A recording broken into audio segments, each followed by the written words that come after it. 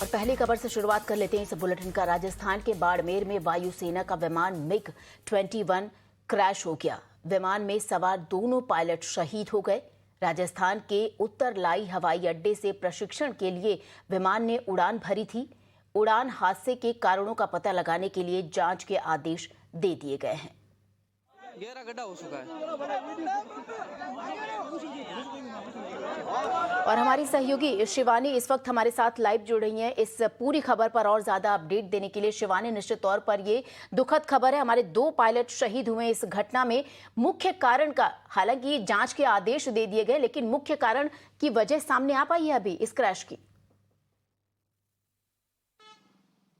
श्वेता, बहुत ही दुखद हादसा ये हुआ है उत्तरलाई एयरबेस, जो राजस्थान में बड़ा एयरबेस है एयरफोर्स का। वहाँ से इस ट्रेनी MiG-21 बाइसन ने उड़ान भरी थी कल देर शाम और 9:10 पर यह हादसा हुआ है, जैसा कि भारतीय वायुसेना ने जानकारी दी है। इसमें 2 पायलट्स थे क्योंकि ये ट्रेनी एयरक्राफ्ट था। एक पायलट काफ़ी सीनियर होगा जो कि ट्रेन करता है और दूसरा जो था प्रशिक्षु पायलट था, और दोनों की इस हादसे में मौत हो गई है। लेकिन एक बड़ी बात बहुत ही ख़ास है यहाँ पर श्वेता, कि जिस वक्त ये हादसा हुआ, जो प्रत्यक्षदर्शी हैं उनका ये कहना है कि विमान में उसी वक्त आग लग गई थी जब ये हवा में था, और दोनों पायलट्स ने कोशिश करके इस विमान को उस जगह पर क्रैश लैंड कराने की कोशिश की जहां पर आबादी नहीं थी, खेत थे, गांव नहीं था, क्योंकि ये हादसा एक गांव के पास हुआ है।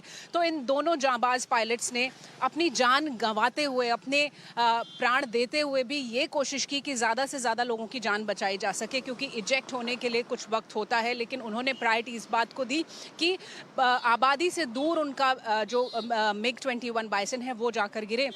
क्या वजह है, इसके लिए कोर्ट ऑफ इंक्वायरी का ऑर्डर कर दिया गया है और जांच के बाद पता चलेगा कि क्या कारण है। लेकिन एक बहुत बड़ी और अहम बात यह है कि अपने इंडक्शन से लेकर अब तक भारतीय वायुसेना में MiG-21 हादसों में 200 से ज़्यादा पायलट्स जान गंवा चुके हैं, जो एक बहुत बड़ी संख्या है।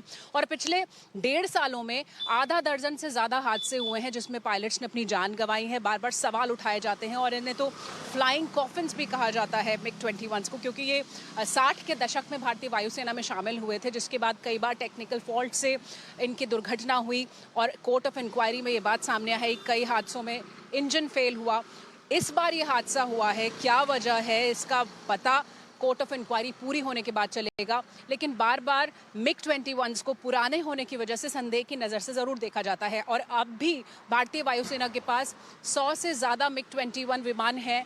बताया ये जाता है कि जो पुराने विमान हैं उनको अपग्रेड किया जाता है, लेकिन बावजूद इसके बार बार इस तरह के हादसे होते हैं।